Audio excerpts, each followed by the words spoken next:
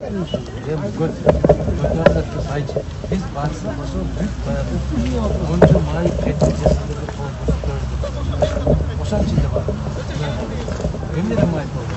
Çok Merhaba efendim. Nasılsınız? İyi, teşekkür ederim. Ersin 10 dakikanızı ayırabilir miyim? Mümkünse daha fazla Zamanımız istemem. var mı? 2 dakika. Tamam. Olur mu? İlk önce yani bu gelecekteki seçimler için bir konuşma isterdim.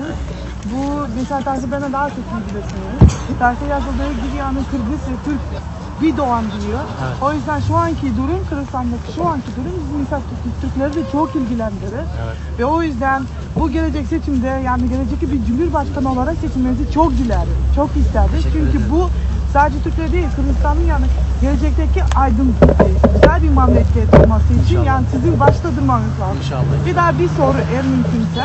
Mesela yarın bu seçimlerde siz kazandıktan sonra bu bizim Türk iş adamları için nasıl bir etkilenebilir? Yani nasıl bir yardımcı olabiliriz? Onu bir sormak istedim. Eğer mümkünse. Teşekkür ederim size. Ben sizi görmeden çok mutluyum. Hoş geldiniz. Biz de çok memnunuz. İnanın ki Ama yani. tek Türk iş adamları, tek Türk iş adamları değil. Hepsi. Kim olsa olsun Kırgızistan'a gelirken bu Kırgız kanunlarıyla iş yaparsa hepsine beraber şeriatlar beraber inşallah. Tamam. Çok teşekkür ederim. Hepsine beraber olur. Tamam. O yüzden Türkiye iş adamları ilk defa bu Kırgızistan'a bağımsızlıktan sonra ilk defa gelen iş adamları. Onlar bizim için çok bir önemli işler yaptı. O yüzden Kırgızistan bu Gerçekten de gelecek yapabiliyoruz bizi de inşallah. ilgilendirir. O Sağ yüzden olun. çok isterdik siz başkan olmanızı. Sağ olun. Tamam yine bir daha görüşünce çok Beraber. memnun oldum. Beraber. İnşallah bir iyilikler sizi dilerim. Sağ Bol olun. şanslar. Tamam görecekte başkan olmanızı şanslarımız görmeyi var. isteriz. Seçimden sonra da görüşmek istiyorum. İnşallah. Sağ olun, İnşallah sağ olun, devam sağ olun. edelim.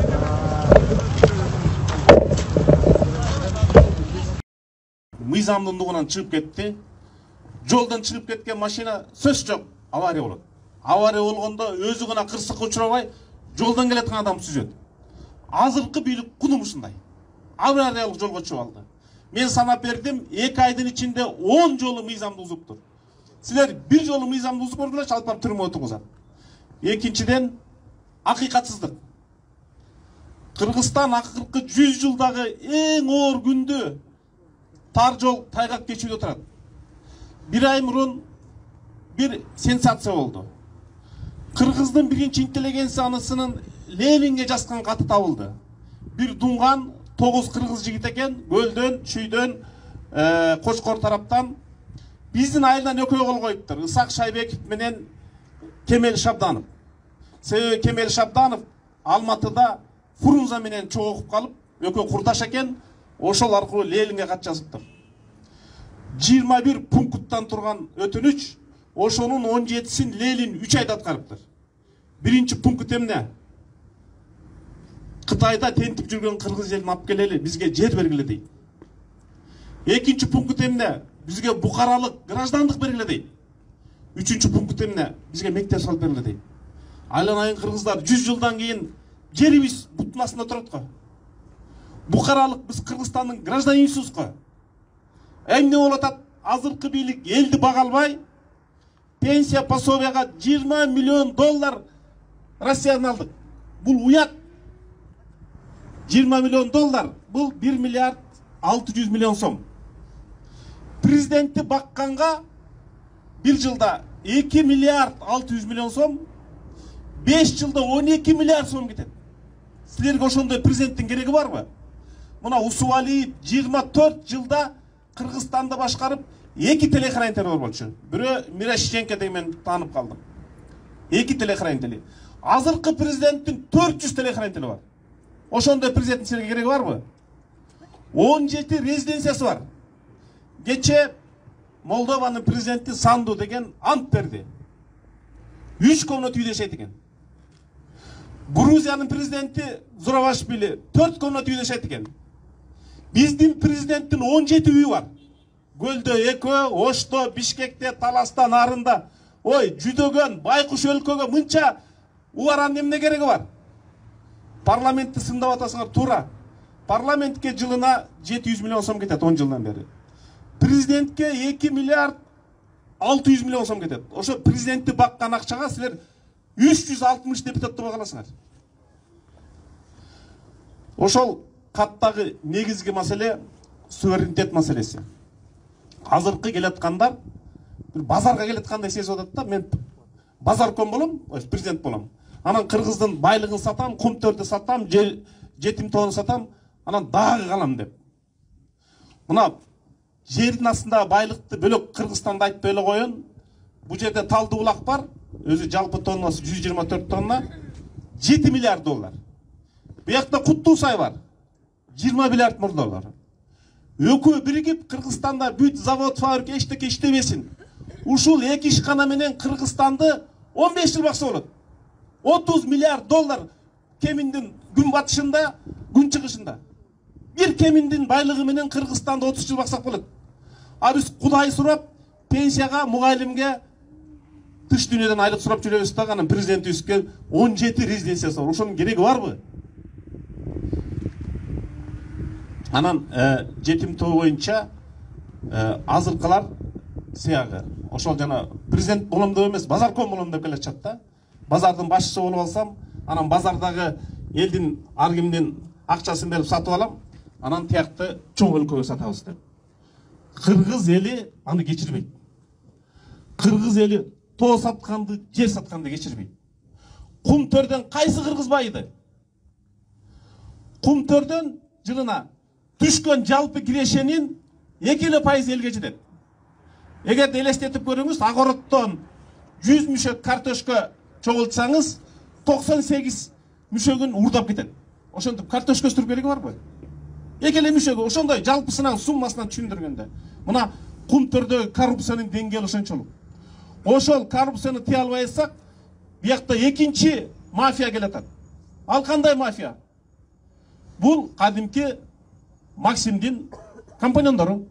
Ишенбесеңиздер, Садыр Жапаровдун адвокаты Мошин деген.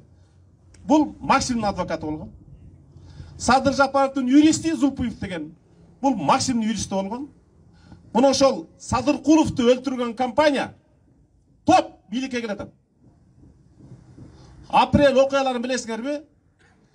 Кеминден жаркылдаган 8 бала өлбөдү эле. Ошо колу кан бийлик кайра келатат. Кансырап калыптыр. Баягы уурдаган акчасы түгөнүптүр.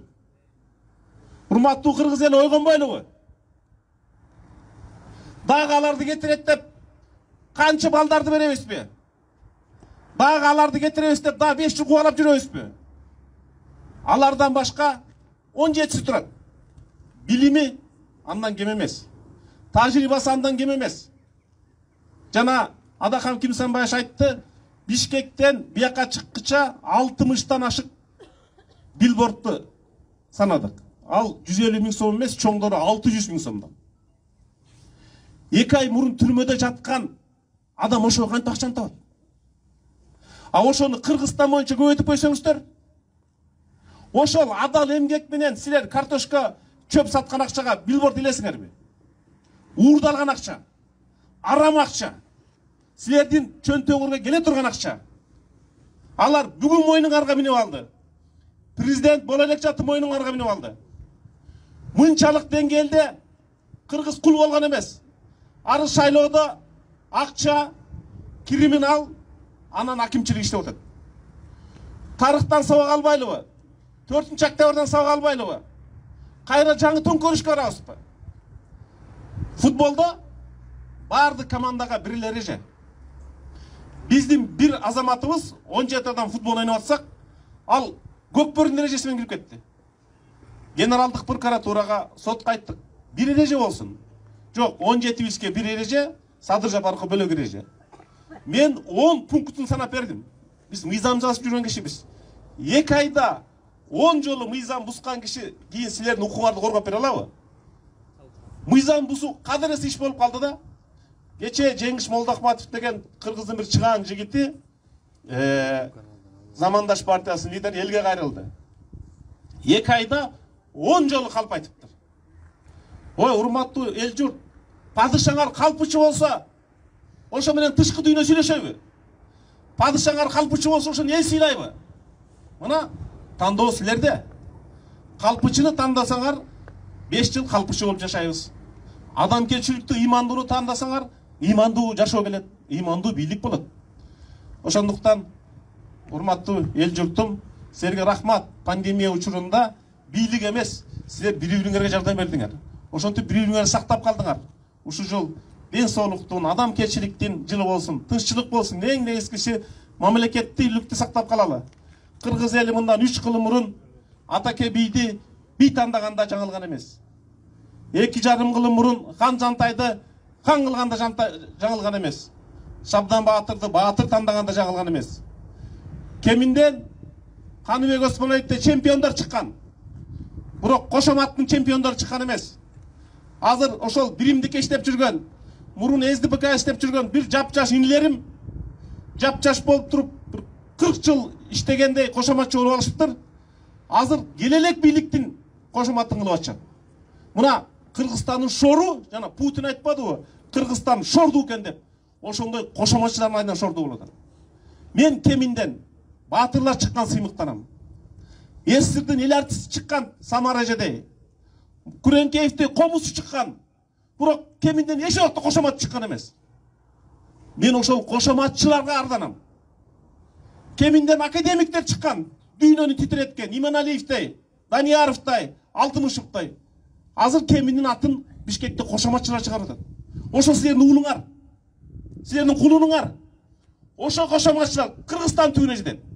Ошол эртең Садыр Жапаров түбүнө жетет. Ошол кошоматчылар жаза алмайын, Кудайдын жазасын алмайын, силердин жазаңарды алмайын, Кыргызстан оңолбойт. Өзүңөргө окшош жолду тандайсыңар. Өзүңөргө окшош падыша тандайсыңар. Ошон үчүн эртеңки 10 январда мен ойлойм, жет өлчөп биргесип, жүрөгүңөрдүн шыбырын тыңшап, кабыргаңар менен кеңешип, жаңылбагыдай бололу. Бир жаңылсаңар, азыр падыша силерсиңер. Онунан кийин ошо киши падыша болот. Калпычыны шайласаңар, калпычы падыша болот. Биз менен эч ким сүйлөшпөйт. Мыйзам бузган адамды шайласаңар, өмүр бою мыйзам бузуп жүрөт. Максимдин кишилерин шайласаңар, билесиңер, Максим учурунда 28.000 гектар теминдин жерин бөлөк өлкөгө берип коюшкан. Биз ошону алабыз деп Максим кеткен деген 3 жыл кармаштык. Эмне үчүн 28.000 гектар? Аякта 4 алтын кени бар болчу. Экөө ак түстүн башы, экөө көк башы, Байтуман Аксайы. Буларга жер берип коюш базарда жанагы эме саткандай эле да, буюм саткандай эле. Буларга кыргыздын жери жер эмес. Бул базар. Силерге, бизге бул мекен. Ата-энеңдин, жет атаңдын сөөгү жатат. Кедей болсоң да жериңди сатпашың керек. Жок, булар базарга келет кандай келет. Каалаган кишиге сатып коюп, анан кийин базарлап жүрөбүз деп атат. Кыргыздын жери базар эмес, мазар. Кыргыз эч убакта ыйык жерин саткан эмес. Биз ошол жерди коргош үчүн баратабыз. Жаңы жылда барыңыздарга жакшылыкты каалайм. Силер жаңылбаңыздар, силер жаңылбасаңар, мамлекет жаңылбайт. Рахмат силерге.